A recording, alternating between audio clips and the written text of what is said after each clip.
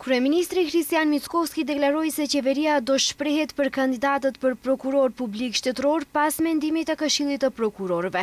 Në shpalljen e kuvendit për prokuror publik të Republikës së Maqedonisë së Veriut, e cila përfundoi të hënën në mesnatë, kanë aplikuar 5 kandidat.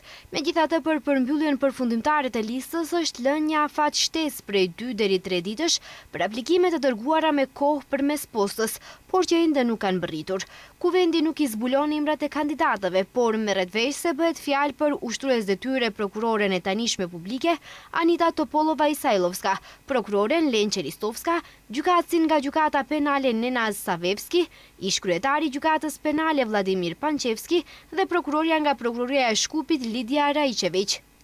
Pas dorëheqjes së parevokueshme të Lup Çokosevskit në dhjetor të vitit të kaluar, funksionin e ushtrues detyres të prokurores publike shtetërore e mori prokuroria Topolova-Isajlovska.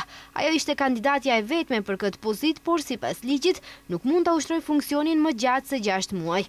Procedura për zgjedhjen e prokurorit të ri publik shtetëror filloi më 12 janar të këtij viti, me shpalljen e publikuar nga Kuvendi në gazetën zyrtare, ndërsa afati për aplikim ishte 15 ditë. Kandidatët duhet të kenë përvojë pune të pandërprerë prej së paku 10 vitesh si prokuror publik ose gjyqtar në fushën e së drejtës penale. Sipas ligjit për prokurorinë publike, kandidaturat i dërgohen qeverisë, e cila më pas kërkon mendim të arsyetuar nga Këshilli i Prokurorëve Publik për secilin kandidat. Këshilli është i obliguar që mendimet i dorëzoj brenda 15 ditësh. Nëse nuk jepet mendim pozitiv për asnjë kandidat, qeveria nuk mund të propozojë emër dhe i sugjeron Kuvendit shpalljen e një konkursi të ri. Prokurori i ri publik shtetëror duhet të zgjidhet me 61 vota të deputetëve.